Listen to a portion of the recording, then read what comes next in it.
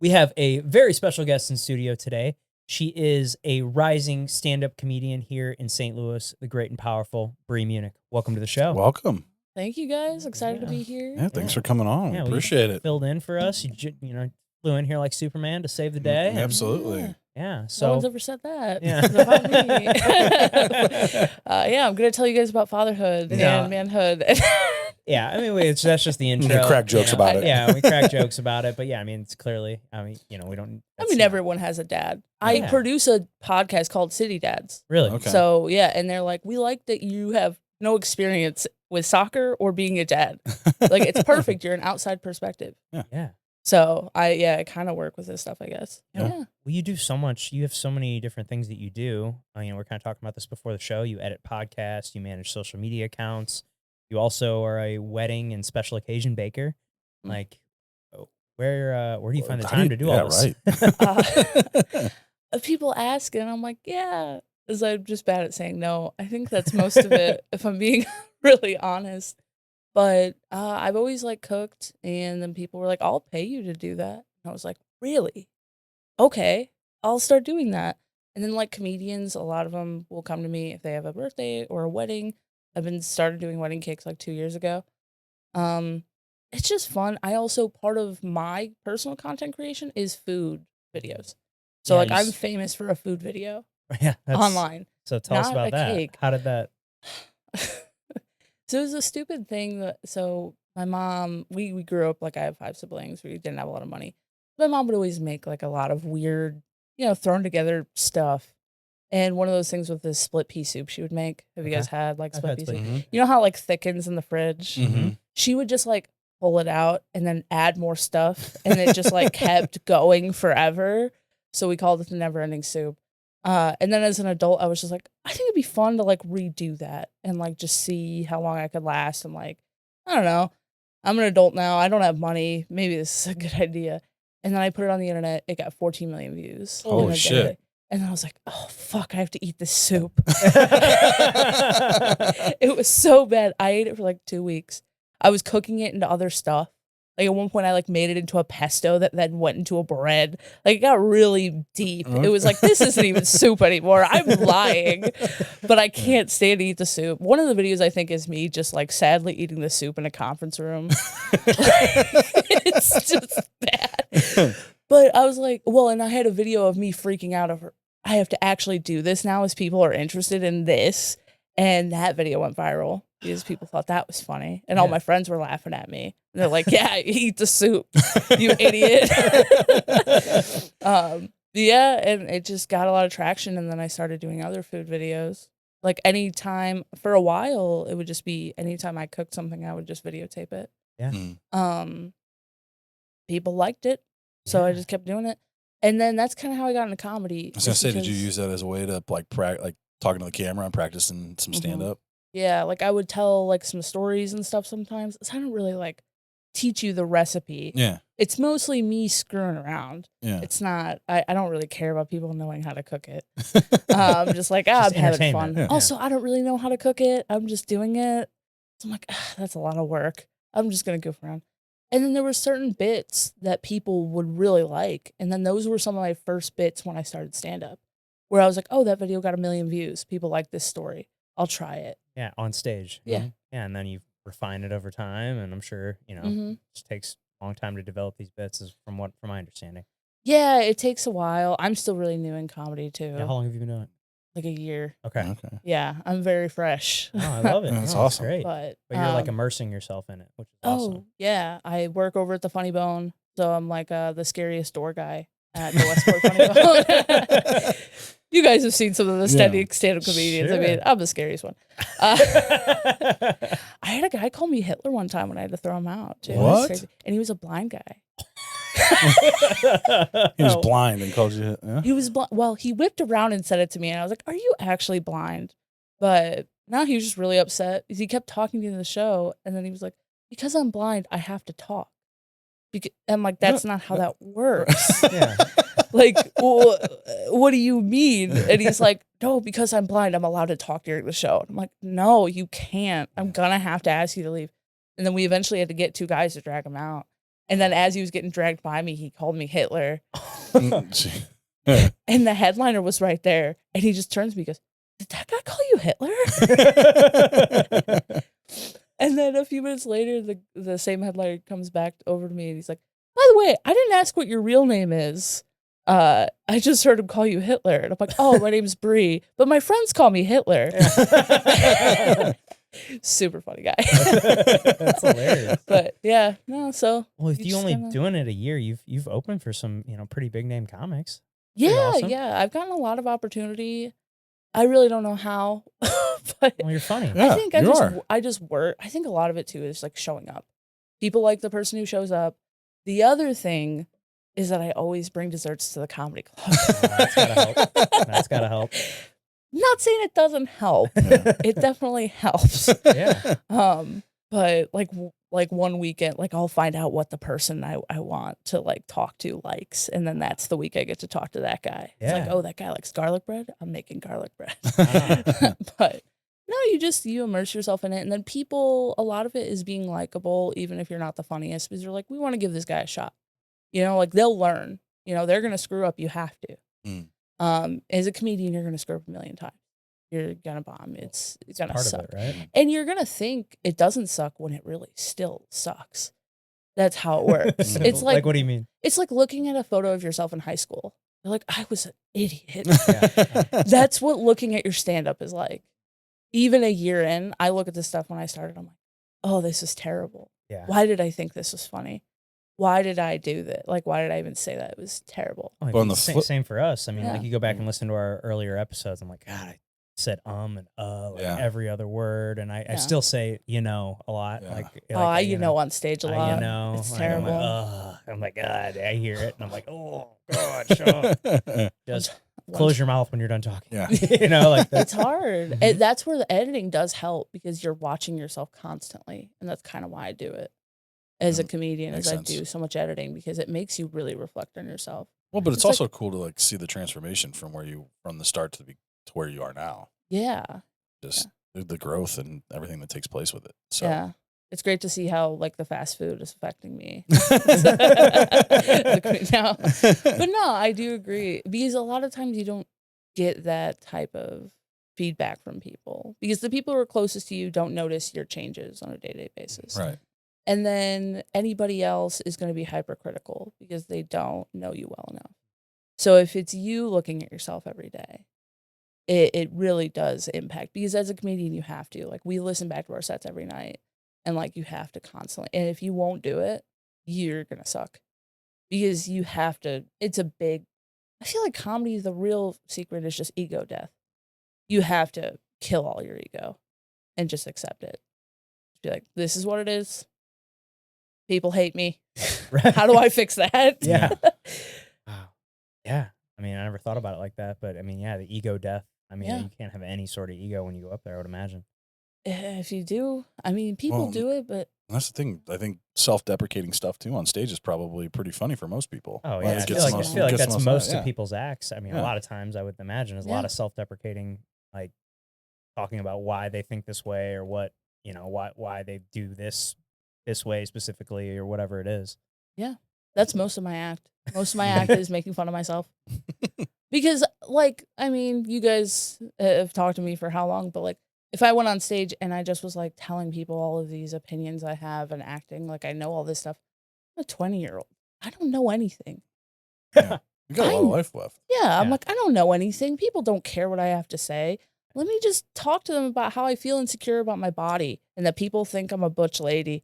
Like that's what I can talk about because I know what that feels like. Well, and I'm sure, and Yeah. on every level, somebody can can relate to that Yeah. because everybody's got body dysmorphia, like Yeah. in some form of For where sure. they're not happy with something, and they can relate to it. That's what makes it funny. Yeah, like we were there was a show last week we were supposed to do. Unfortunately got canceled. Well, I was kind of happy, but they're a nudist colony and they were going to be naked during the show. The comedians didn't have to be naked. Okay. But my friend was like, "Please don't make me do this by myself." And he was like, "Please host the show."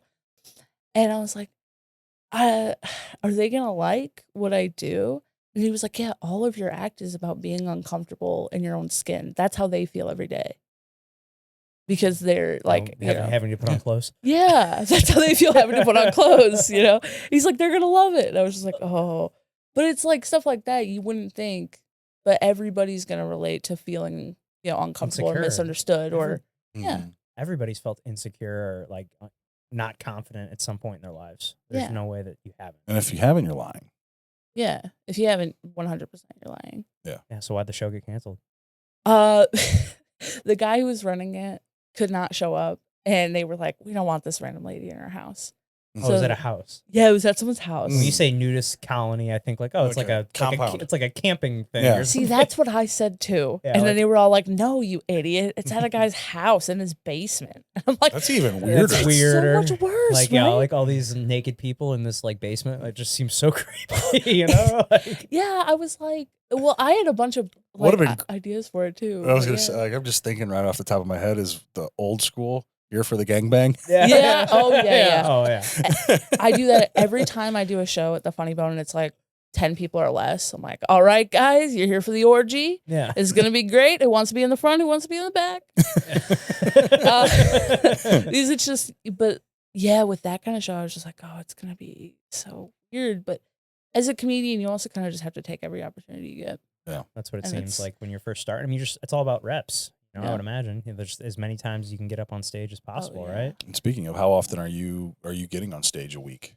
I'm probably getting at least 10 sets a week. Oh wow, wow, that's awesome. Yeah. And then I get hosting work at the club, so I get longer sets there and stuff. So it adds up, and I run a few rooms, which is a benefit. Then I can go up and nobody can tell me when to get off stage. That's awesome. So I just do you what can really I want. just go up there and play around and try new stuff out. And now, how often are you writing new material? I write new material every day. It kind of depends. But I try to do like a new, almost completely new set every Monday of a new 5 minutes worth of jokes. 5 minutes every week. All of it usually sucks. Sure, but if you get if you get like one good nugget out of it, I feel like that you could turn that into a good bit, right? Yeah, a lot of my longest jokes were one line at the start that worked. And then now it's a minute and a half, 2 minutes, 3 minutes.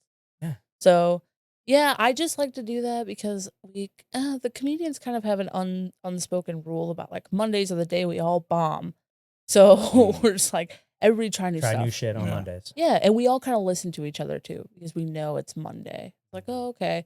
We won't ignore everybody because he's doing the same dick joke as we hear every night. Right. Yeah, it's like, oh, maybe he has a new idea for something. But I don't know. I've also like recently started doing roast battle, and that is a lot of writing. Oh, I bet. You have to write like 100 do you have jokes. your guy or your opponent or whatever you call it, like you know it in advance? Yes. Okay, so that helps. Yeah. So I had to roast. Last time I roasted the funniest guy in St. Louis. He just won, and he requested me, and I was like, that's got to be an honor, though. Yeah. Well, we're friends, and I'm so easy to make fun of. And I was like, he called me the Fupacabra.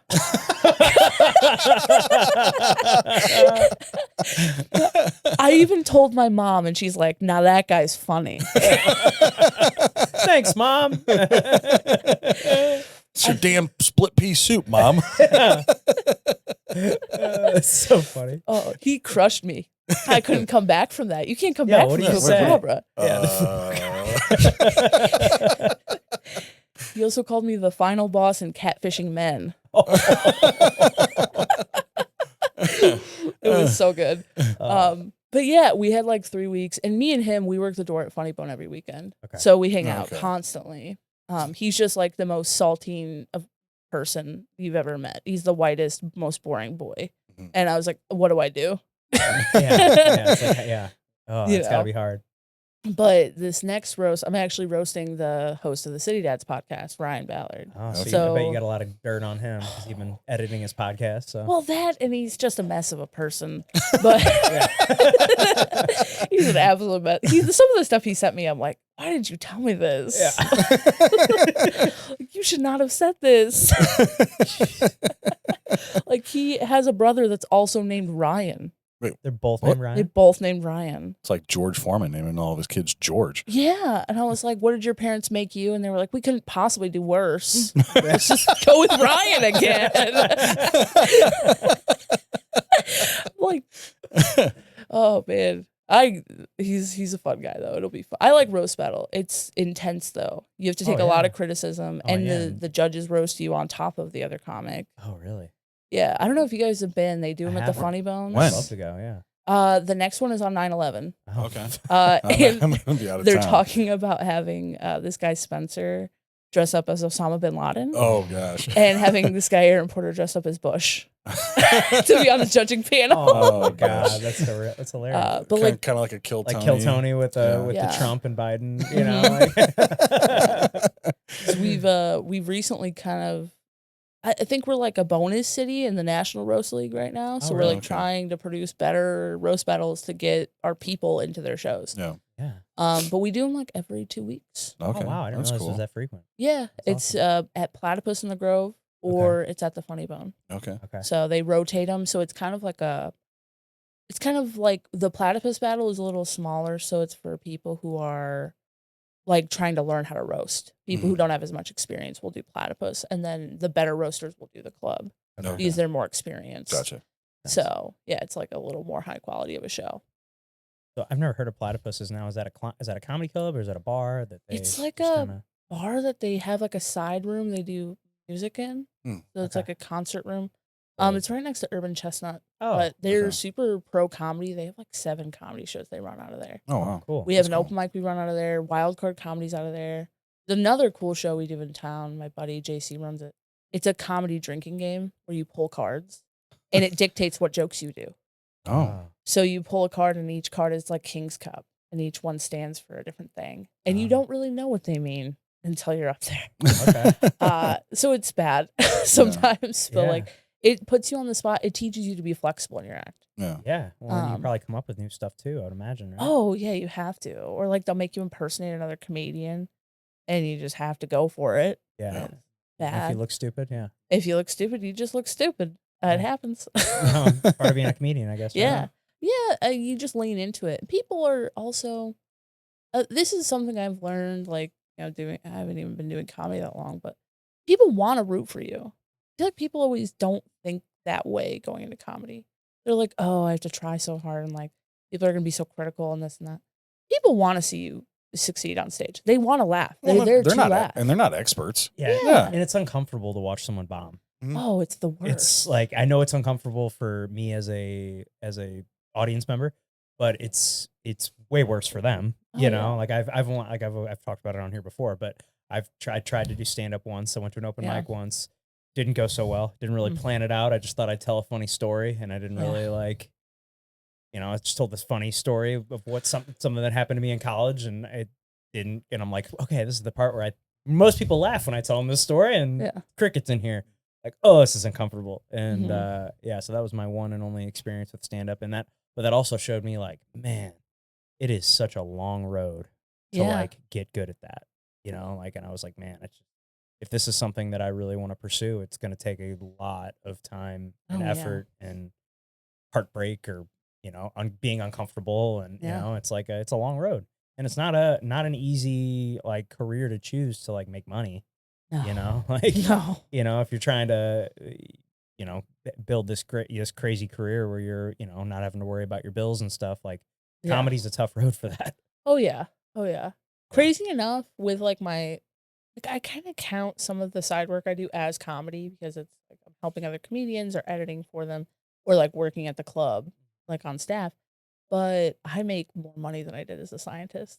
Right? Just nuts. That's awesome. And that just tells you Yeah. the direction this country's going a little bit. Yeah. is that scientists are paid worse than comedians Yeah. that are running side hustles in their house. Jeez. But, yeah. So you were a scientist. Uh-huh. Let's talk about that a little bit. What did you do? What? I was a cancer pathologist for pediatric cancer. Oh, wow. Yeah. And before that, I worked for an ingredient company too, like making supplements. Oh. Yeah, this is the funniest part about the whole science thing is that most people's parents are like stoked if you become a doctor or a lawyer or whatever. My parents don't believe in science, so me becoming a scientist was the most rebellious thing I could ever do. That's why I did it. They don't believe it. What do you mean they don't believe in science? My mom is like kind of a crazy lady, and she just doesn't trust doctors. She has a lot of very controversial beliefs. Like so gravity's not a real thing to her, huh? oh, it's a real thing if you look at her.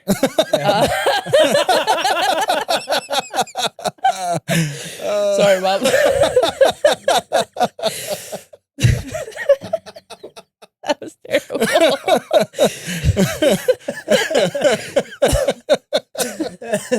So is the Earth flat or round, in her opinion? I think she thinks it's round. Okay. I've never asked directly, though, as I'm a little scared. Yeah. I don't want to know what you think. But like, yeah, just like, especially like, yeah, with healthcare and stuff, she's very like, I can fix it myself. Like I Some can crystals or something. Yeah, or some crystals. She's like, oh, I can see the bone. It'll be fine. It's type still of there. lady. Yeah. Yeah, she's just very like old school in that way, and she believes like praying to the saints instead of going to hospitals or like Just rub some trusting dirt on it, you know? yeah, that kind of a thing. So, yeah, like the amount of times she's almost died because she won't go to the hospital until she's dying, Oh, wow. kind of thing. Both my mom and my dad are like that. So it's like, yeah, as a kid, I was like, oh, that's the one thing that would annoy them the most is if I went and Scientist. You became a scientist. I became a scientist. So, yeah, I studied biochemistry in college, and then I thought I like wanted to go into like medicine and like be a pathologist because I was like, I like hospitals and like the idea of healthcare, but I don't want to talk to people really. Like I'm fine with like just sitting in a lab and And like now reading you're a comedian results. talking to people. Yeah, now I'm a comedian. I think it's just like people complaining about their You pain. talk to them, they don't talk back. Yeah. Yeah. It's like listen to me. Yeah. Yeah, I don't want to hear what you have to say. Yeah, don't tell me about the boils on your ass. Like, I don't care about that. I don't want to hear about the rash you have. I just don't. But like pathology is more like reading tests and results, and like I used to train AI to read tests Oh, wow. and stuff, which it sounds How do you do that? complicated. It's mainly just telling the computer, hey, that dot, that's cancer. That's really it. It's I'm sure it's not really more complicated than that. But like we worked with something called liquid biopsy. And so essentially we were collecting just like 1 or 2 cells from a patient's blood that were cancerous cells that were migrating to metastasize. So I guess the whole theory of our lab is that cancer, like you want to study the tumor itself, right? Obviously they do that for every person. They'll go do a tumor biopsy. But our idea is if you capture the cancer cells in your blood, those are the most aggressive cells in the entire cancer because they're trying to spread, right? So our whole like philosophy is you study those cells, you figure out how to beat the cancer, which makes a lot of sense. Sure. Well, you stop Because them it's from what's spreading. trying, And, and stop them from spreading. And so like I developed a test to capture the first Hodgkin's lymphoma cells in the blood of like pediatric cancer patients. And then when I did that, I was kind of like, this isn't fun anymore. Where do I go I from kind of here? figured it out. Yeah. So I left. Wow. Wow. Yeah. Well, Yeah. check that one off the list. I guess we figured that one out. I'm going to go. On to comedy. Maybe I'm going to switch my I'm career. gonna make videos about soup and do comedy. Get up and tell dick jokes. I do. I do. We all do. Dicks are funny. Yeah, it's funny. Yeah. But no, I originally I didn't really think about going into comedy directly. I was just like, oh, I'll focus on the videos because the soup thing happened like 4 years ago. Okay. And I was like, oh, I'll just focus on side stuff. And the work-life balance in science was insane. Honestly, I feel like I have more balance as a comedian, which is kind of nuts. Really? Even With though them I'm going out weird, every crazy night. hours. Maybe it's because it doesn't feel like work because you're just hanging Yeah. out with your friends. Mm. You know, we're all just hanging out at the club, shooting the shit and talking. And, But you that know, can goofing get around. tiring at some time. At some point. Oh yeah, they're all 20-year-old boys. Oh, of gosh. course it gets tiring. It's like, oh, who'd you fuck this week? All right, who do we have to avoid? It does get frustrating, but As a scientist, you should go get tested. I did that this week, literally. And then the guy was like, well, it came back negative. Like, should I tell them? I'm like, yes, you still have to tell them. Like, that's things can lay dormant and stuff. And it's like, I hate that you actually are like a good source about this too. So I have to listen. But he was clean. Yeah. And he also couldn't read the test results by himself. He's like, I'm too stupid to read these. Can you tell me what they mean? Am I dirty or not? Am I dirty? And I'm like, yeah, I can read the test results for you. Send them over. Send them over. Send them back to the office. Yeah, I just got like I do shots in the green room or something. So when you when was the time that you like officially like, hung up the lab coat and picked up the microphone? Like, was there like a transition period where you were like working on the videos and the comedy and all that, like while you were still doing science, or was it doing science? Doing science. Doing science and shit. I was doing science. Yeah. Doing drugs over here. No, but like, was there like a transition period, or did you just like quit science cold turkey and started doing the videos and comedy and stuff? So I was doing the videos in between for sure. The videos were kind of and honestly, I got some pushback in the lab about the videos. Really? And that was part of, they wouldn't promote me because they didn't like that I had a funny, and I talk about some edgy stuff. Sure. I never talk about like where I worked or anything, and like I had a fake name and everything. But I started to get recognized by some of the college students at WashU. And then they were like, yeah, and I worked for the chair of pathology. And he's like, I don't want you to be my manager of my laboratory because it doesn't look the most professional. Sure. I do goofy stuff online. It's like, fuck, have a sense of humor. Yeah, right? He didn't at all. He was like, he's a scientist. Oh, terrible. Yeah. It's like two contradicting worlds. You go from being... Yeah, I was going to definitely like, two different ends of the spectrum. I think that's part of why it didn't work for me too well, because I just like... I can take things seriously. Like, my brain works like that. I'm very good. Like, I have a degree in math and science. I was really good at what I did. Like, I published research. But I like to goof around with my coworkers still. I still have a very goofy, like, we're talking about cancer. It's like, you want to have fun. Yeah, you got to lighten it up a little bit. Yeah, it's like, if we're just talking about all these people whose blood we have, all day. It's like, it gets sad. I don't want to talk about that all day. Yeah. It's like, I'm going to tell you these dumb stories about my family and, like, things we did to each other and, like, mess with you guys. And, like, I don't know. Or you're administering this test that you created to somebody and you're like, this might kill you, but, Yeah, just, like, goof around with it and, like, tell jokes, but... Yeah, well, and like in my job before that, it was serious still, but it was a little looser. And then I never wanted to do cancer research, but I got recruited to move to St. Louis to do it. Oh, so you're not from here? No. Where are you from? I'm from Chicago. Okay. Yeah. So I've lived kind of a little bit of everywhere, but I was going to college like up near Chicago and moved here. Because the guy is like a really prestigious pathologist. And I was like, WashU? Yeah, and I was like, I can get into the program I want to. Yeah. And then I was like, I hate this so much. I'm just doing this to make my parents angry. Funny, my parents are so happy that I'm a comedian now. Really? That was so happy. happy. My next question. I was like, do they like what you do now? They love it. Yeah, That's my mom loves it. She's like, you seem so much happier. She loves the dick jokes I tell. I tell them all to her. That's hilarious. Well, you leave a structured career and you bet on yourself. What's something that surprised you about who you've become in the process? I think I definitely the biggest thing for me with doing it, and I think I've really come to realize this like probably the last 6 months, but my biggest fear with working for myself and like going out and doing like this creative endeavor was being like my parents. Because they actually are like that. They do all their own side work and businesses. And I realized it's like, it feels familiar to me, but it doesn't make me like them. And I think that it was important to I think as a stubborn younger kid, I was like, no, I have to be structured and do what everybody else does. And it's like, no, even though my family is messed up, like, it's still good to work with what you know. right? And to work from a place of passion in the things you like and enjoy. And like, yeah, my family, not very structured people. Not many people have like careers or degrees or anything, but we know how to make people laugh. We know how to mess around. Yeah. I mean, that's our thing, and like the cooking, my parents owned a restaurant. Like that's familiar to me. And adding all these things up, like it seems like a lot of stuff, and it is, but I feel like I work way less, even though I do like 7 jobs now when I had 1 job.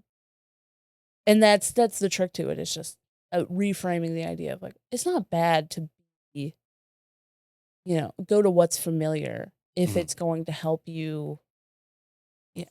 Move forward. I think. Yeah.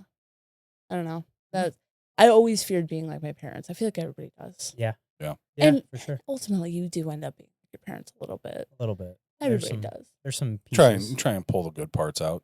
Yeah. Add to it. I'm sure, as parents, that can be scary. Trying to not indoctrinate your kids. Right. Well, you got to you got to find that happy medium. You want them to be their own people. You know? It's like you don't want to, like, for example, like I grew up, the only sport I was ever any good at was wrestling. Then, over the last few years, I've gotten into jiu-jitsu. It's like, yes, I would love my kids to do that too, because that's what I love. But like, I'm not gonna force them to do it. Like if they can't, if they don't love it, then do whatever you want to do. Like I just want you guys to do what you like to do. Like whether it's, if it's art, if it's golf, if it's baseball, whatever you guys want to play, like, or do, like, I want to fully support it. But I'm not going to make you do what I like, but I'm going to introduce you to it. And if you like it, great. If you don't. That's the thing. Cool. Is like baseball. I didn't even introduce Connor to baseball. He found it on YouTube and fell in love. Yeah, I fell in love with it. Yeah, Pat played pro baseball. Yeah, so I don't know. if you that. And Yeah. so- Oh yeah, he out of I know you didn't play pro baseball. not me. But yeah, I mean, he got into it and he loves it. So I'm going to let him do it, but I'm not going to coach him. Let somebody else handle that. But then my youngest one is, he's more artsy. Hell, we're taking a trip to Florida so he can go spend a weekend building Legos. Got, like this Lego, they got a Lego convention down in Pensacola, which is nice because it's 30 minutes from my parents' house. So we get to see Grandma and Pop, but then he gets to go and just build stuff with Legos. He's incredible with Legos. Yeah. And so I'm all right. I'm gonna go fork over some money so he can build shit with Legos. Yeah. Cool. So that's what he wants to do. So growing up, you're one of 5. You said so. What was that like? And you think that's kind of like led you to this path of being a comedian? Yeah, I have 2 older brothers, Okay. and So you're they middle. tortured me. Yeah. No, I'm the youngest. The youngest. Okay. I have 2 older sisters and 2 older brothers. Okay. Okay. But my brothers were probably the biggest influence because they're just Wild. They're wild, Yeah. and I hung with them more because I never felt, I don't know, like super girly. We had a weird dynamic in our family. Is they're so much older than me. So like I probably learned a lot of stuff way too early. But my oldest brother's like 17 years older than me. Oh wow. So I have 2 sets of Irish twin siblings. So they're born within the same year. So it's an 18-year-old older than me sister, 17-year older brother. Oh, And I have a 10-year older brother and a 9-year older sister. Wow. So and they always were kind of pairs together where like and I didn't have a pair. Yeah. So just like me trying to find my way. And usually it's being the butt of the joke is what got me in. Taking the brunt of it so that I could be involved. So you're included. There's your parents not believing in science again and just, Yeah. Right? 9 years after the fact, 17, 18 years after the fact.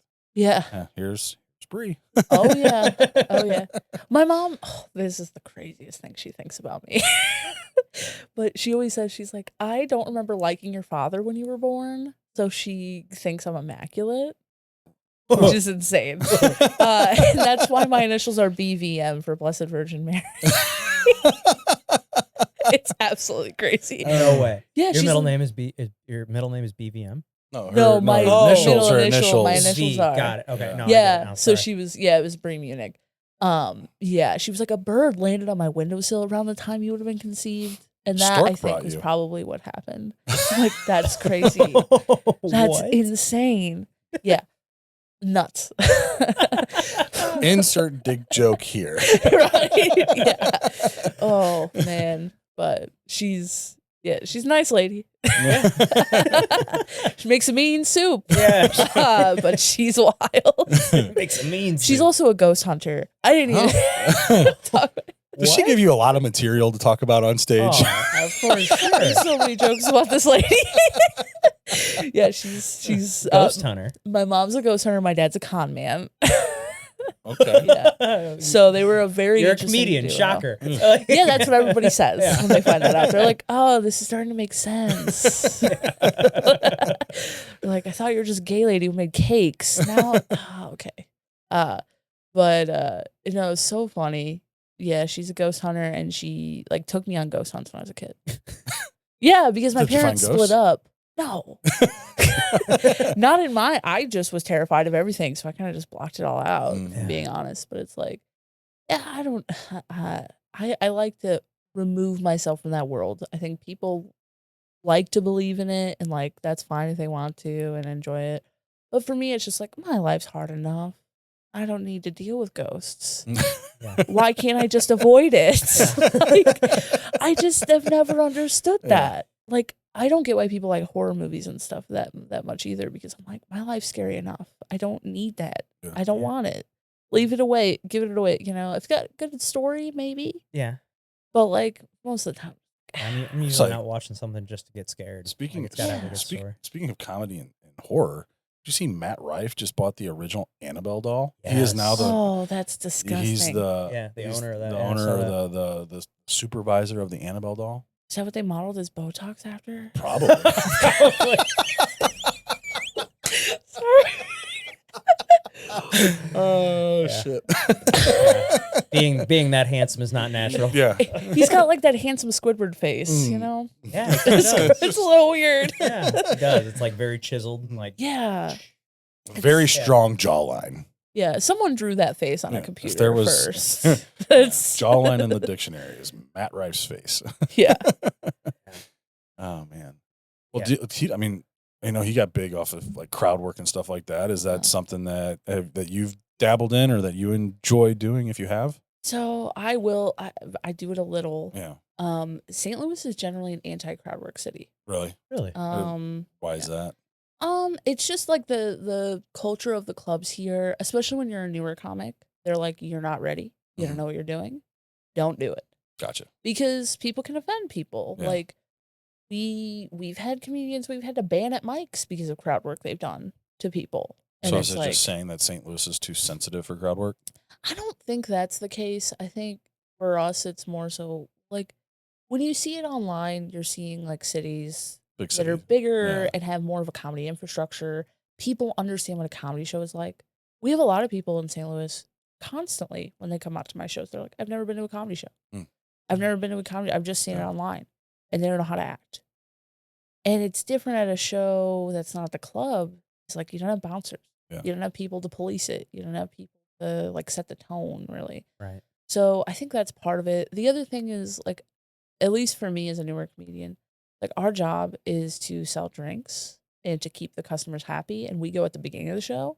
So if you do crowd work and it offends somebody and they walk out, you're losing the club money. And that never gets you booked again. Right.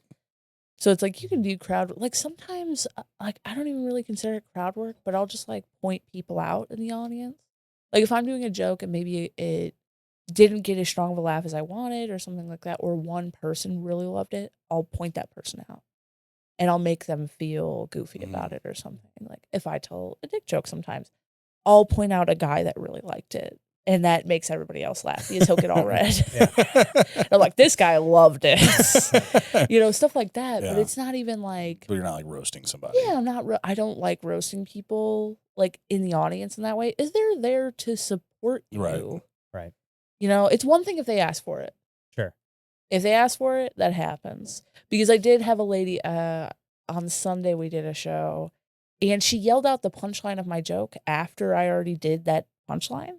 And I was like, I just said that. I was like, what are you on a 30-second delay? What the fuck? Are you buffering, lady? And like, because she kept doing it to everybody. And that was almost more like, I don't want to be mean, but she's done it to every comic. So this is serving everybody else on the rest of the show. Me talking to her now, because then she'll stop. Sometimes you have to put your foot down on someone and be like, okay, No, That's enough. we're done. Yeah. Yeah, she was also barking at comedians. What? Actually barking? Like- Yeah. Like, Yeah. Well, there is a guy in town who does like a whole dog bark thing. Okay. But it was like a dog benefit show they do at the Funny Bone because they Ah. do like they have a dog charity they work with. And it was like their charity show. So the people were like super amped on dogs. Mm. And so they just started barking at people's jokes at one point. A little bit. Yeah, it got a little weird. Yeah. But it's for the dogs. Yeah, Right. for the dogs. Yeah, we have a club dog. Oh, yeah? Do you? He hides in the ticket office. Cool. Yeah, they like got him from the shelter, and then we give out charity passes for the like that support the shelter after the shows. Cool. Yeah, it's pretty cool. Yeah.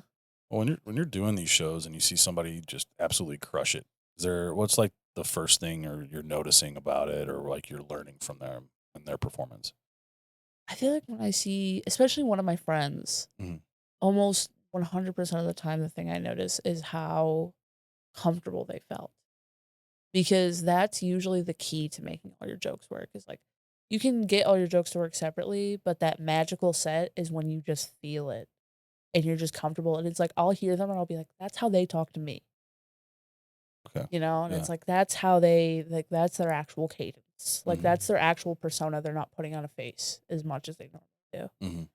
Mhm. That's usually when I'm like, okay, they cracked it. Because ultimately, we're all just trying to find our voice. Mhm. That's the whole game of it. And, like, you don't find it for a long time. Mhm. I have gone through a ton of iterations even in just 1 year. Was Eric saying it takes like 10,000 hours or Or something? 10 years. 10 They say years. like Yeah, 10, 10 they say years. 10 years to be a real comedian or whatever Yeah. they say Yeah. or something, you know. Yeah, that's Obviously a lot there's of guys people. that, you know, well, and you say Matt Rife because he just came up, you know, he's just become kind of big over the last few years, but you know, if I'm not mistaken, I think he's been doing comedy since he was like 16 or something. Oh, You yeah. know, like he's been doing it a long time. He Well, shit, I just recently- realized he was on that lip syncing, or was it like a rap battle like a show? rap battle show, yeah, with someone. I saw that clip recently. Yeah, a long time He was ago. like, He was like a regular on it. Yeah. Yeah. Wow. yeah, I mean, someone like him, you know, you think, you know, it just takes a long time to kind of get to that like nationwide fame. Yeah. It takes a long time. Everything is, it's one drop in the bucket until it tips over. Is kind of how it feels. It's like nobody can see how full the bucket is, except for you. Yeah. And then eventually it will spill over. That's how I kind of think of it. Yeah, just I feel putting a that way drop about in every night. content. Like Yeah. when I post content and stuff, it's like, not that you're just putting in things mindlessly, but it's like that soup video. It's like, why did people like that? Yeah. Why? Why is that the thing? Out of all the things I've done, like soup. But it's just like at some point, Pete, it will tip over. And like that was really the thing that got me interested in even trying comedy was just the idea of, okay, like I've done all these little side things with doing videos and like all these things I did when I was in like my early 20s. And I was like, maybe people do want to hear what I have to say. And that was the tip for me to be like, oh, maybe I should try comedy. And then I'm sure really the realization of my voice in comedy will probably be like, people care about my actual opinions and I don't just have to do nonsense anymore. Because I do a lot of, like, I'm a very nonsensical comedian. I don't like to talk about things that really divide people. I like to just have fun. I'm more observational and goofy and, you know, and I also think that teaches you how to write a good joke. Because people want to hear the opinions of, like, someone like Bill Burr because they know Bill Burr. Mm-hmm. They know how he's going to react. That's the whole key of a set is teaching people who you are as quick as possible so that when you tell a joke later in the set, they know how you'll react to that because of your character. Well, was Bill Burr always like that? Or I think that it wasn't until later in his life that he started becoming more. Yeah, more ranty. Yeah. And more, Like, yeah, he does that solo podcast by himself, which Yeah. is crazy to me. Yeah, Just sits that there would and be so weird. rants for an hour. Like, dude, there's no way I could do that. He probably just needs to get it out. His Right. wife is probably, it's mandated. Yeah. She's like, go talk in a room by yourself go for an talk to that hour, lens, please. or I will kill you. Put a picture of a therapist, put Robin Williams' face from Good Will Hunting on the Yeah. wall and just talk to it. He just gets grounded. It's like, go do a podcast. Go to your room. Yeah, go out in the garage. Yeah. Oh, you were mentioning writing. What is your process when it comes to writing? I used to write every bit out word by word, and then I would cut all of the unnecessary words. But I've gotten to a place now where I don't even write my bits out anymore. I Oh, just really? have like names of jokes, which kind of funny. I had a comedian who works at the Funny Bone come up to me the other day, and he saw my joke list, and he was like, I couldn't tell if this is your jokes or a grocery list. I was like, oh. But This is all a split pea soup. yes. Yeah, it's like, oh Cake. no. I do have a cake joke right now. I have a batteries joke, an ice cream joke. Batteries, ice cream, cake. Batteries, ice cream, cake, socks. Yeah. Yeah. But I mean, it really varies for me. I think I do better now that I'm not as structured.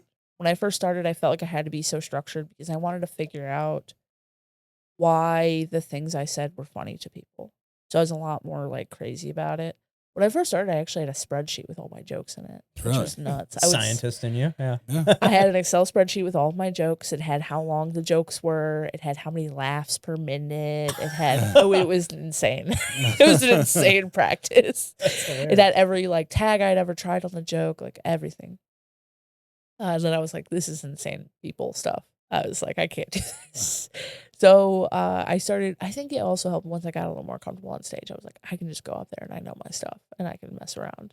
So do you just like speak in a record yourself when you're saying it, or Yeah. so you remember it I instead do of writing it? record, and I don't like always riff stuff directly on stage. I'll be like, oh, I've been thinking about this, and then I'll like say it to a friend out of pocket. I'll just come up to them and be like, hey, and I don't even say it's a joke. I just go tell them this thing. And then if they laugh at it initially, I'm like, I'll go try that right now at the mic. And then that's kind of how I figure out, like, I'll kind of beta test it on people, like surprise style, I guess. I'm just like, it's crazy because that's the only way that you can test things. Like comedy's like it's the only art form out there that have to test in front of a live audience. Like you don't know if it's going to work until you get up there and say it in front of people. I think that's why I love it. Because I think the part of science that I hated is that it takes so long to really see any result. Yeah, it's immediate feedback. It's immediate feedback. And I was just like, well, because as a scientist, part of why I got out too was that you're kind of stuck like for a few years once you start a project. Because it's going to take a while. And I came to an end of a project and I was like, okay, so it's either get out now or another 3 years, probably. And so I was like, I'm going to dip now. Because it's easier to not have to hand something off to someone halfway through. It's easier to just let them take over something new and make it their own, run it the way they want to. Because I've been handed stuff half baked before and it's terrible. That sounds awful. Yeah. Just trying to pick up what they're already started. The pieces. Yeah, everybody's brain works differently in their process, and as much as people would think science is regimented, it is really flexible. It is kind of based on the person running it. And I was like, yeah, I'm gonna get out when I can. And yes, comedy's so much better because it's immediate feedback. It's great for insecure people. Even though that sounds like it makes no sense because you're like, oh, if you're insecure, you don't want to like go in front of people. But it's great because it's like you get little bits of validation every night of your life. I guess it sounds a little sad now that I'm saying it out loud. It's like, what do you do every night? I just go get validation from strangers so that I don't feel sad all day. That's my hobby. Yeah, What's that's yours? I do for fun. Yeah, I make jam. Yeah. I could do that, I guess. Well, speaking of making, what's more stressful, making a wedding cake or being on stage? Making a wedding cake. Yeah. Because they only get one wedding cake. I can go cut my hair and get bangs. People will never know I was that lady on stage. She said crazy stuff. You screw up someone's wedding cake, you ruin their day. Yeah. The big day. How many weddings are you typically doing? I probably do like one a month or two. It kind of depends on the size of the cake or the wedding. Yeah. Because if it's like a more intimate thing, I can do a few a month, and it's just kind of more like a birthday cake size. But like I did like a 500-person wedding. Oh shit! It's like I'm not taking more than one of those a month. Yeah. Because it takes days of you bake the cake layers and you freeze them all, and then you make all of the frostings and then you assemble it all, and then you have to transport it. Which I feel like it's got to be the most stressful part. I had to drive a cake 2 hours once. Oh. It's terrible. By myself. You have one asshole slam on the brakes in front of you or something. Oh, You're like, oh. Yeah. There goes 5 days. You just drive like this the whole time. Holding it. Yeah. Yeah. They have like cages for cakes with like I don't have enough money or like a business to do that. But like they have like legitimate cages for cakes that you can put them in for transporting them. Makes and sense. and like man. lock it in like a whole thing. Oh, And wow. I guess they have like padlocks for them because people will try to steal wedding cakes. Ooh. I don't know. Yeah, doesn't it seem like a crazy thing to just steal? Yeah. I'm just, Just gonna sit steal outside this a- whole wedding yeah, cake. just gonna I mean, yeah, sit I want outside this a whole baker. thing. You know, it's like not like something you can like steal and sell. Yeah. You know, it's like you're stealing it to eat it, like, and then you're gonna sit there and eat an entire cake by yourself. Like, Maybe they What's wrong make with you? OnlyFans content, Uh, and they need the wedding fucking cake. stealing them, Steve Aoki. Like, what the fuck? Like, or they're running their own business selling other people's wedding cakes. Like, oh, I got a wedding coming up. Just Oh. going to steal this one and yeah, get it off to this other wedding. but it's like that's also like a thing that you can't. There's an expiration date. Like, Oh, yeah, you gotta like, use you it. gotta It's use gotta it, be- like- Yeah. You know, maybe there's a black market for Right. wedding cakes that we don't even know Yeah, there about. probably is. They're turning them over like crazy in back alleys. Yeah. It's, This is how laundering drugs, just hollow out the middle, shove the drugs in Yeah. there. Yeah, there's an idea. right? Cocaine-filled wedding cake? Yeah. Yeah. It's a Sounds hell of like a party. Yeah, right. This was nuts. I went to a wedding the other day, and this photographer came up to me and my friends, and she was like, "Hey," so like, you know how at the beginning of the like ceremony they told everybody to look at the bride's shoes because they were like special or something from her grandma, and we're like, "Yeah," and then she was like, "So I thought it'd be cute to take photos of all the wedding guests' feet," and we're like, "What?" She's like, "Yeah, I'm just taking pictures of everyone's feet. So if you could put your feet over here." Really? And it was she was just a foot photographer for the entire night. She just took pictures of everybody's feet. And I was like, this is insane. That's weird. This is crazy. So weird. Yeah, I was like, are you using Foot Finder to pay for the wedding or something? Yeah. And then I told the groom about it too because I was hanging out with him later that night. I was like, you do know you had a photographer that was only taking pictures of people's feet. And he was like, was it the old white lady? I was like, that concerns me that you said Yeah. that. Yeah. You But know, yes. you know this. Yes, it was her. Yes, it was. So you're her. aware of this situation, right? And then he You was paid like, for this. Yeah. he's like, yeah, we paid for the foot lady. She said, no, but it was insane. That's really weird. And then I was like, it'd be so funny if a year from now they like play a game where they guess the guest by their feet. Now, like, is this like the guys, like even guys that had like closed-toed shoes on? Is it? There was a few people that took full shoe off. shoe off. Okay. Shoe off. They were really in the spirit of the foot photography. photographer. They were But in it the was nuts. spirit. And it Oh, was man. Tennessee. It was hot. Oh, So I guess God. they were like, yeah, I'll let the dogs out for a minute. You know? Let the boys breathe. Let the boys One breathe. stinky wedding. It wasn't not stinky. Yeah, it was so weird. I've never had somebody ask to photograph my feet. Yeah. At a wedding. And they were like, I wonder if this lady just like does this scam around Chattanooga. Like she just goes to weddings dressed up like a photographer Yeah, it could be. and like just a takes photos foot of people's fetish feet person. in Well, dress this- shoes. Probably have those advertisements on Feet Finder and her name's like right there. Yeah. It's like preferred vendor of Feet Finder. So the feet finder, that's a real thing. Yeah. Yeah. People just take pictures of their feet and post them. People pay Yeah. money. It's crazy. It's like the OnlyFans of feet. yeah. So, I'm not Only feet. Only. Only feet. All right. I'm Only not. feet. I'm not in the foot fetish game, so I'm uneducated. Yeah. So Why do you think like people will post pictures on Instagram and blur their feet out? I've seen that. Yeah. Yeah. We had that at our podcast where I tied all their shoelaces together as they wanted to stop putting their feet on top of me.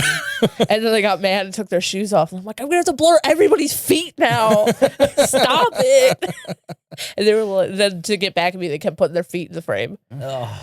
Yeah. That's a great way to drive some views to the podcast. Oh, Get all those, definitely, get all yeah. those people that are get the foot fetish. Yeah. Get the feet people. Yeah. That's the Hey. key demographic. Right. I'm Yeah. really Yeah. killing it in the They foot got- game. they- Foot game. Yeah. Yeah. I mean, you gotta think they gotta probably have a pretty unique sense of humor to be into feet. Oh yeah, Yeah. I'm sure. I wonder where that stems from, like Oh. the foot fetish thing. Ah, I don't know. I just don't get it. Not my. Yeah. Not my I think thing. maybe one time they stubbed their toe and they felt something. like That we didn't like a feel. little mini orgasm or something. Yeah. Yeah, like I don't Like know. that chick in the gym. Yeah, yesterday. Yeah. We had this fuck. yeah, this girl over here working out yesterday. She's doing the BioFit machine, those big machines. She's oh fuck. We're like, me and Pat are looking at each other like, Wait, what kind of what's It's the like exercise? this- it's it like- wasn't I the think- crotch no, I thing, think, No, right? I Thank think God. I think she was doing like an arm work, like like she was curling, and Yeah. so like the resistance is pulling down, so she's having to like pull up, but just hold it there, and she's like, "Oh fuck!" That's nuts. Yeah, it was a lot. We were like, oh wow. If you We- see me and- this, we're sorry. We're Yeah, making sorry, fun. making fun of you, lady. But yeah, me and John. Pat are in there lifting, and we just look over each other and just start giggling.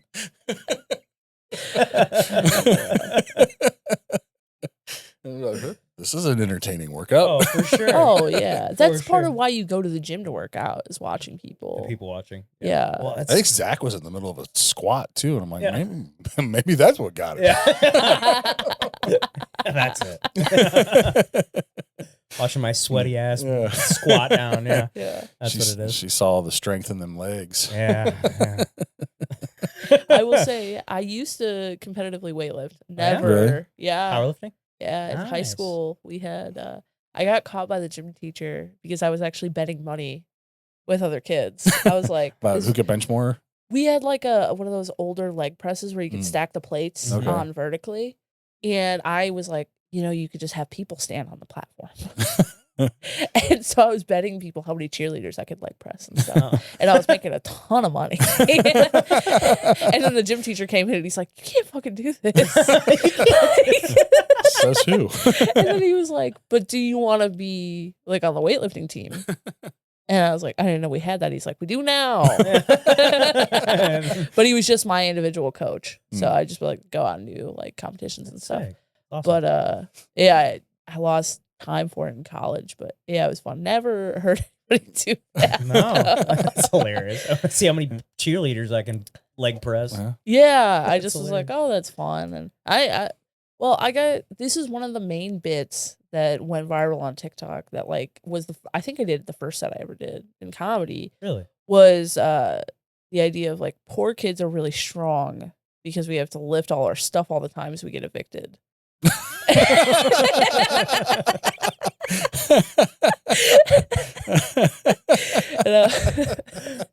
And I was like, if poor kids were Transformers, they'd be U-Haul trucks. And that was like my first ever bit. That was your first open mic? You came out with that Yeah, one? I did That's that. pretty good. That's pretty good. I like, don't even yeah. do it anymore. It was one of the first things I did, and it was fun. But yeah, it was like the first thing there. I was like, oh, there's something to that, and that feels more written. It's not just like a story about me. Yeah. And that's how I kind of was like, oh, okay, I'll try it. But Yeah. yeah. Well, tell us about that first open mic. Like, where'd you do it? Like, what? And then you kind of, I guess you had that kind of pre-written, and you were like, all right, I'm gonna fire this. I one wrote my entire set that day that I did. Okay. I wrote 5 minutes worth of material. I sat down, did it, went to the show. And I didn't use some of it was stuff I'd like come up with TikTok and then just like expanded on it and stuff. But I had done some stuff with friends like back in college where like, oh, it's an open mic or whatever. And there's no one in the bar, it's just your buddies. And we just go up there and shoot the shit. But I don't really count that. 'Cause I wasn't like, I'm gonna be a comedian. I'm trying to do jokes. I'm just trying to make my friends laugh. That doesn't count to me. But I did it was about a year ago at Platypus. I went up and I did 5 minutes worth of jokes. Maybe 20% of it worked. Yeah. But I got invited to do a show the next day. Funny enough, I didn't know I was on the show. I just thought they were being nice and asking me to come to the show. So I showed up and I showed my ID at the door and they're like, oh, you don't have to pay. You're on the show. And I was like, what? And they were like, yeah, someone dropped off. They put you on because they knew you were coming here. And I was like, I did my first set yesterday. And they wanted me to do 10 minutes. I did 5 minutes the day before. And so I was like, I went in the bathroom and I listened to the recording on my phone and panicked. And then I just added some stuff I had thought about. Oh, How'd that one go? Not good.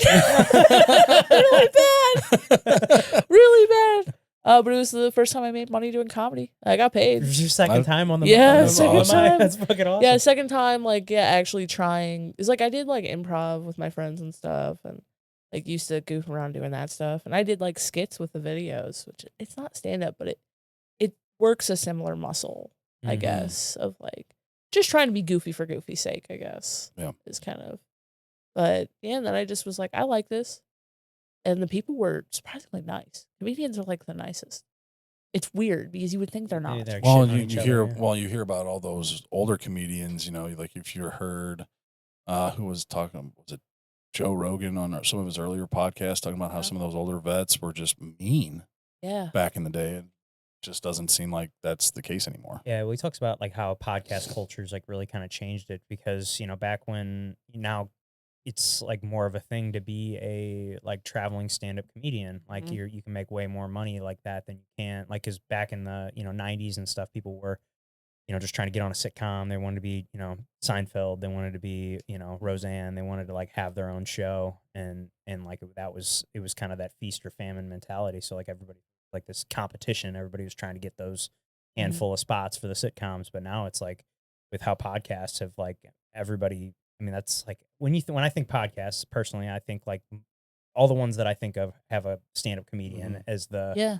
host or it's their show. That's like all the ones that I listen to for the most part. There's a handful outside of that, but most of them are stand-up comedians and I mean they all have each other on their shows. They kind of bring each other up. It's kind of like a very collaborative thing and and Rogan always talks about how it's you can't do comedy in a vacuum. Like you're never going to find the best comedy, comic in the world that just doesn't hang out with other comics and he, only does sets by himself and, and just, Yeah. Everybody, it's like a collaborative thing. Like you do it together. Yeah, there's less degrees of separation between comedians these days than there used to be. It's definitely a lot more intertwined. And if you look at any of the New York guys that are really big right now, well, and there's LA guys and stuff like Sure. Now different. Austin too. Yeah, in Austin. But it's like if you watch, they kind of all go up in groups of like 3. Like it's a group of 3 guys who are all friends and working together. Yeah. They'll all rise together. And Like that's kind Legion of Skanks and Yeah. stuff like that. Yeah. So we're like, why would we try to fight each other? Just help each other.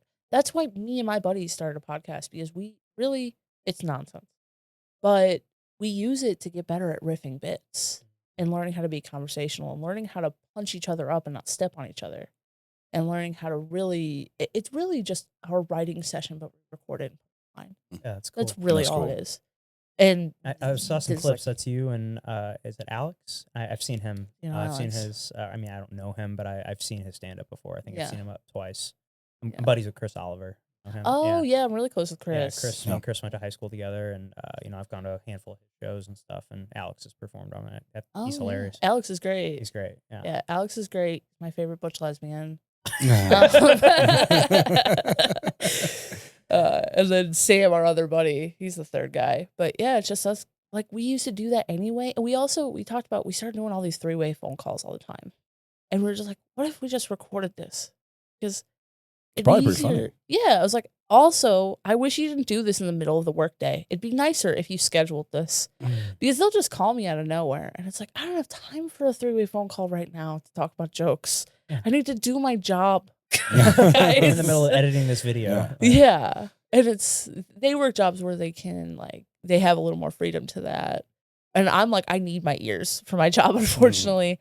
So I'm like, I have to. But no, the other guy, Sam, we get a lot of good stories out of him as he evicts people out of their houses. Oh, really? Yeah. Oh. So he's doing crazy stuff every day. Um, He used to clean up crime scenes and hoarder houses before that. Oh man. So yeah, He's he's seen got some shit. Yeah, and then Alex is a machinist. Really? Even though, yeah, it doesn't even seem like an idiot. Yeah. he But seems like an idiot, yeah. no, he's smart. It's right, I can say that word. Yeah. But no, it's like we just riff and hang out. We had this guy, I don't know if you've ever seen Spencer Techmeyer before. I don't think so. He goes up at the Maybe. club and he is absolutely insane. Really? But we had him on our show last week. It's so funny. He just did this bit. He kept going to the bathroom and he would put more and more of my lip gloss on his face. Because it's out of my house. And then it was just like at one point it was just globs on his mouth. He's something. He's a character. So funny. Well, speaking of Chris, we've had him on a couple times. The last time he was on, he was telling us about some weird or awkward, strange requests that he's like places that he's performed. One being a dog park. Oh yeah, he was in a Yeah. dunk. He was in a dunk tank. or a- Yeah. Oh Yeah. yeah, he's on Dr. Is there been anything like that for you, or has it all just been like? Do you have a strange place that you've had to perform other than the one that got canceled? Nudist the The newest? nudist colony. I headlined a grocery store. It was one of my first headlining gigs ever. How did that work? It's like a high-end fancy grocery store, like kind of like one step above Whole Foods probably. Okay. And they did have like a cafe area, but like you could also just see people shopping. Like, while you're- and then I showed up there and there was kids and they did not tell me I had to be clean until like 20 minutes before. And I was like, all right, I guess we're doing puns. We're doing puns about cake. And I had to do 25 minutes, Oh, which is wow. longer That's than a what I long normally time. do. Oh, yeah. It was fun. I ran with it. I did some of my jokes that are more like, I would call them like SpongeBob level. It's like the kids could still laugh at it, but the parents will get the innuendo kind of a thing. I do a lot of that. I am pretty clean. I have some darker jokes that are like intense topics where it's like, in front of kids, I probably don't want to do that. But the mom with the kids kept like explaining the innuendos to her kids like, in the middle of my jokes. I was like, can we just like not? I'm doing this for a reason to get away from this. And she was right in the front too. So I just watched her explain like every dick joke I did in a roundabout way to her two sons who were like 12 and 13. We're gonna have the birds and the bees talk Yeah. right. Yeah, this here. lady is teaching you everything you need to know. If you know how to listen. She's teaching you, and you know what? My grocery list set was perfect. Yeah. Yeah. Perfect setting. Callback. I like it. Yeah. That's I know some callback. terms. Comedy audiences love those. But that's probably the worst one I've done. I don't know. I can't. That's for sure. I've done like a show at somebody's house before, and that's a little weird. Weird, like a right? house party type of vibe. House Yeah. parties are weird. I've heard, like restaurants or like I've heard, people Business having to like meetings. get up in the middle of a dinner and just start telling jokes. Oh, like- Eric's mic. Yeah, Eric Yeah. told me. I think Eric's was the one that mic in tells- the burger shop was terrible. Really? Well, because you stood in the kitchen on a little bread box. Oh, He didn't tell us that. He didn't tell you that? No. Sorry. It's canceled now, but you used to have to go into the kitchen and they're cooking behind you. So like they'll drop fries in between your punchline and like ruin the whole thing. And it's so hot because they're cooking back They're there. And it's so greasy that it's just like a hazard. Like you have to hold hands with the host as you get on and off stage. Really? Because we had people who, especially drunk comedians, who would just like sit on the counter because they couldn't like get to the grease island. It's like a little island. You have Grease island. Yeah, you have to get to the little. And it's like sometimes at first it was on wheels. I was like, Eric, these wheels are insane. Yeah, You can't it's already take. slippery back I was here. like, we can't have Yeah. this on wheels. This is crazy. And we would just stand in the and it was like a shotgun. Like basically the whole room was like a U-shaped bar that was facing the opposite direction of us. Oh, boy. So they're all this way, we're this way. Oh. And we're standing under the menu in the kitchen. Yeah. That's probably the worst mic Yeah. for sure. Oh, I've done I did a comedy show at a burlesque show. Huh. So I've actually done 2 of those now. I had to do 2 separate sets. So I had to go up because, like, I don't know if you guys have I've not never been to been to- burlesque. Okay. How do you know? I'm a Just a frequent wild flyer. guess. It's a wild guess. Frequent Just a flyer to wild burlesque. guess. I don't even know what burlesque. I mean, I think I do. What is It's it? like lingerie. Like lingerie, right? Like drag. Yeah. Okay. Oh. Yeah, like okay. RuPaul drag Got it. race. Okay. So like they'll dress up in like all the makeup and the everything. Do you do and- like I've got 2 gay neighbors and they always talk about the drag brunch that's downtown. Is that what Yeah. is that what it was? It's not No. that one. Worse. East side. Far worse. East Oh. side burlesque. I did one burlesque show where it was like the girls were on the ground and I'm like, I don't think you should be on there. I don't think that's ever been cleaned. I was like, man, they got something. They got to get tested after being on those floors. But it was weird. Yes, you have to do 2 separate sets in the show, which is not normal In the same show? in the same show. So you go up and it's like basically all the performers get 2 rounds. So they each do like 10 minutes and then they cycle back through. And so all the girls will go change, or guys. You never know what's under there.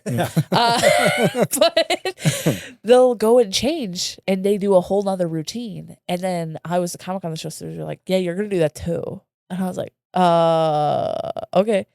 You Which gotta like split your show in half. I have to split set your in act half. in half and make sure none of your jokes like Repeat, overlap or yeah. repeat, and you Yeah. have to be strong right enough order. for 10 minutes. Yeah. Because normally you want to do your closer on every set. That works. So I Yeah, was so like, you I gotta have have to 2 figure out. closers. Yeah. Yeah. And then I thought it'd be funny. I just put on like a different color of the same shirt for the second set. I just brought 2 of the same one, and I'm like, you guys like this blue shirt now? But I was like, this is the best I can do. I'm not. But I got tipped like the drag queens do. Like, it was Really? crazy. I Really? made a ton of money. Yeah, it was That's insane. I'll do it again. It Yeah. was terrible kind of as a comedian, but I made money. That's what it's about. They liked it. Yeah. So yeah, it was very weird. The other show I didn't have to do 2 sets, but the girls were much more naked in that show, which made it much harder to get men's attention. Yeah. Yeah. It's like, yeah, sorry, you just saw that. Now listen to my jokes about cookies. Yeah.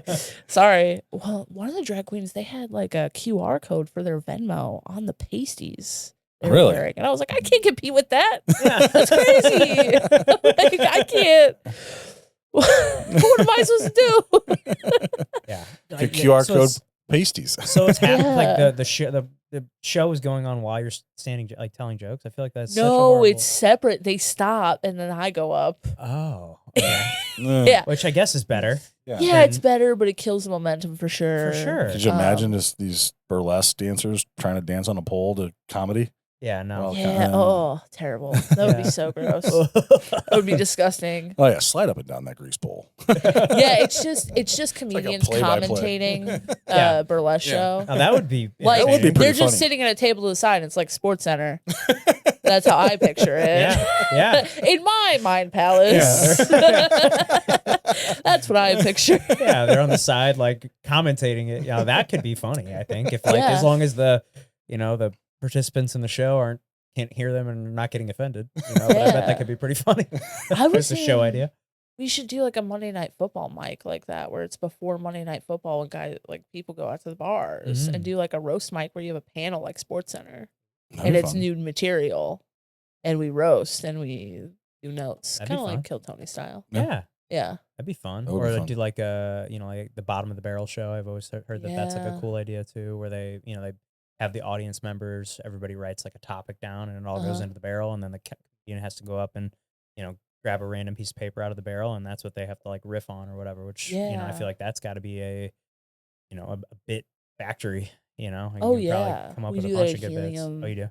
I run a show that we're actually just starting up called Premium Blend. That's kind of like that. It's like based on like the old Comedy Central Premium Blend, but it's 4 comedians and they all will go up and do separate sets and they go up together and riff together with topics from the audience.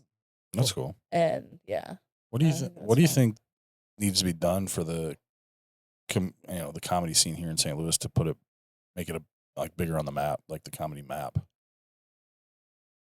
I hate to say this, but I feel like it's a lot of the local comedians more active about producing content. Yeah. I think that's really what is that's what brings how you get the people. word So out I mean, do you now. think that's what's In helped comedy. you springboard Yeah. yours so fast? I've gotten work where like I shouldn't be featuring. So like usually at my you'll host for like 4 years, 3-4 years at least, Mhm. if not more. And that's like a 10-minute set max. I'm already featuring, which is 20-minute sets. And I've headlined, which is more than that. Which I shouldn't be doing, but you don't say no. You just do it. Mhm. Yeah. Kind of a thing, kind of mentality Just with figure it out as comedy. you go. Yeah, you take the opportunities and you roll with it and It's do only your gonna best. make you better. Right. Yeah. And I got work with I got feature work at City Winery, and the headliner told me the reason she picked me was because I put clips out. And she's like, "You look like you're actively doing comedy compared to this list of all these people I got."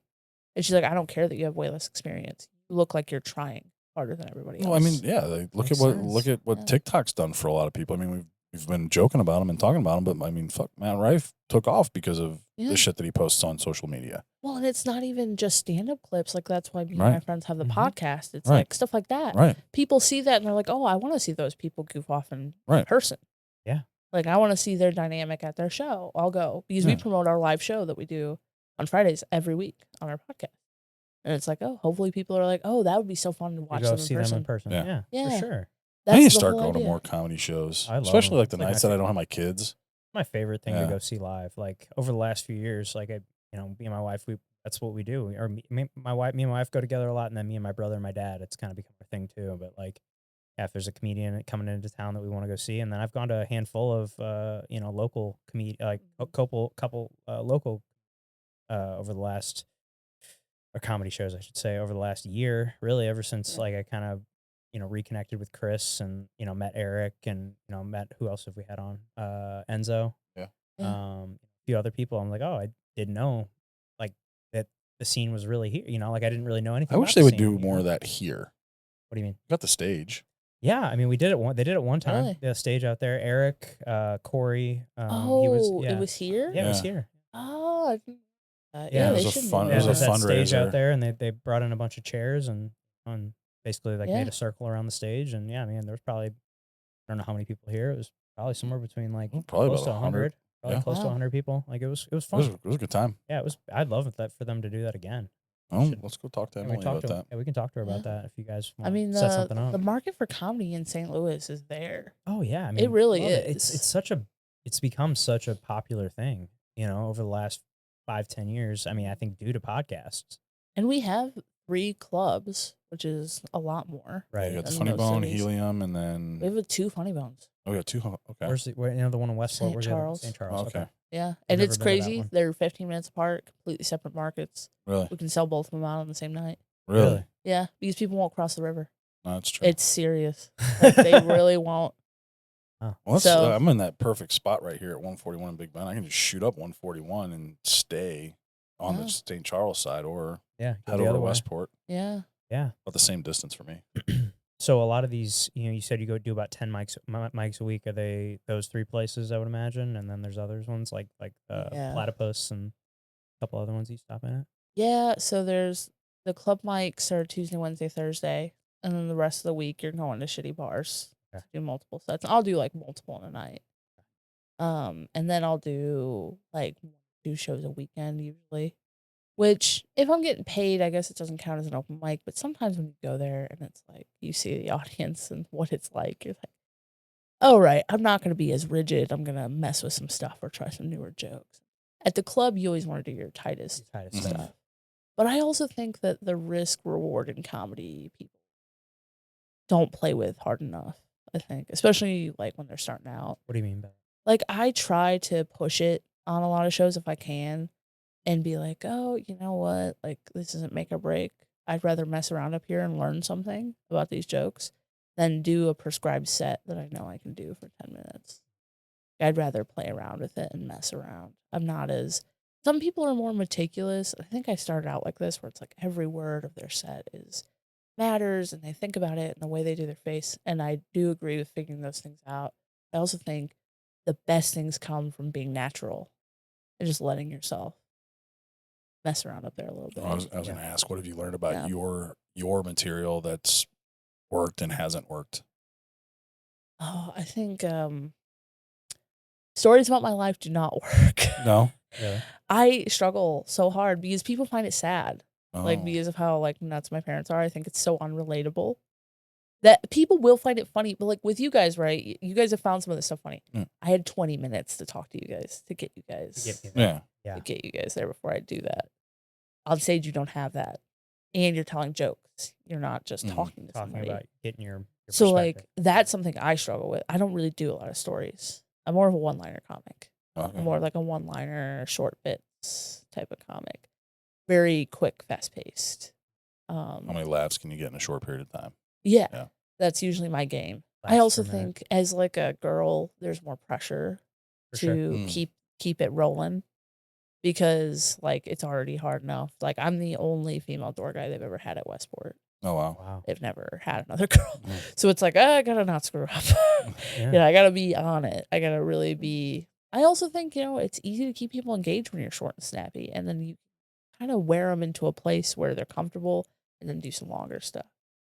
But yeah, stories I really struggle with, especially like I have a lot of jokes and my comedy friends love it. They think it's hilarious. I don't get why people like this. I'm like, Well, it's because you know me and you've gotten Yeah. to spend time with me. These people are getting me for 5 minutes. yeah, that's why you love things your friends say. And like that's another thing I think people I guess, yeah, being in comedy, you realize it more, but it's like the funniest people we all know are not comedians. They're all people we know because you know them and it's just like you understand them so deeply. It's like everything they say is an inside joke. Yeah. Well, and that's the thing is like I know that I've got some pretty wild, funny ass stories that Yeah. I've done in my life and I've been through, but I know that I'm not going to be able to go on stage and turn that into something that's going to make anybody Yeah. else laugh. It's Yeah. the people that were there and experienced it that laugh the hardest. Yeah, I mean, I know that now. Yeah. I tried it once, didn't work out so No. well. Yeah, I started with stories and then I went immediately to one-liners. And I think it's because Bill Burr was doing a podcast and he said when he did comedy for the first 3 years, all he did were one-liners to prove he could write a joke. And then he said, now that I know how to write a joke, I can tell a story because it's just lining up a bunch of jokes in order. That's You all gotta it keep is. 'em in So sense. I kind of converted that mentality of like, okay, I'm going to learn how to write a joke. And I just went from there and it's evolved from that. And it's not where I would have thought because I think, well, and you guys have gotten to know me a little bit over the course of this. That's where I'll get, I'm sure, because Yeah. I have Right. story. You I'm got lots of stories yeah. you can tell. Yeah. I'm that kind of person, but it's like, yeah, you have to kind of figure out. It's also part of the ego death of Mhm. being vulnerable on stage because it's so much easier to go up on stage and be like, nobody liked my joke about ice cream today, than to be like, yeah, everybody hates the story about my mom. You know, like it feels so much worse Sure. because it's really about you and your life and how you feel. Because comedy really, the key that unlocks most comedians is being able to talk about how they actually feel in situations and express that. It doesn't have to be like, really mushy or anything, but it's just like, that's what Bill Burr always says is he's like, the last piece to every joke that I do is saying, how did I feel in this moment when I was experiencing this? And translating that to the audience. Because that's how people don't understand how you feel unless you say it a lot of the time, even though people don't realize that. Because you're used to interacting with just your family and you understand how they feel because you're around them every day. But think about your friends that you maybe see once a week or once a month. You don't always know how they feel by just looking at them or how they're talking. So I think that's a big part of it because you're in front of an audience of strangers. So it's cracking that seal. It also takes the level of like, I think, as the comedian, you don't want to feel above the audience. So when you talk about your feelings or you're vulnerable, that brings you down to their level of I'm just an idiot up here, just trying to make you guys laugh. I'm not trying to act like I'm better than you. Right, because I And feel like that's- it's just trying to, how quickly can you get them to relate to you? Yeah. Yeah. It's selling yourself. That's all comedy is. It's learning how to sell yourself. It's learning how can I make people like me as fast as possible. Yeah. I never thought about it like that. Yeah. Wow. It's a big sales job. Yeah. That's all it is. Shit. Bri, this has been awesome having you in here today. Is there anything that we didn't get to that you wanted to talk about? I don't think so. A lot of fun. We Yeah, it covered was a lot of fun. stuff. Yeah, we covered a lot of Yeah. stuff. Well, we always end the show the same way every time. So before we get you out of here, We like to play a little game. We call it the Tombstone game. Oh. You can go funny, you can go serious, you can go whatever you want. Here lies Bri. What's it say on your tombstone? That's so hard. I had a running bit with my friend where we said we would have to put on our tombstones. This was Bri's fault. This was Jacob's fault. So maybe I'll stick with that because it probably will be his fault. this is Jacob's fault. This is Jacob's fault. Perfect. Well, thank you again thank for you. coming in. We really enjoyed this. We had a Yes. lot of fun. Yeah. And for anybody at home that was watching or listening, please click that subscribe button if you haven't done so already. Pat and I are trying to get to 500 subscribers on YouTube before the end of 2025. So help us hit that goal. Share this episode with a friend. Hit that like button. Comment what you thought below. We'll see you next time.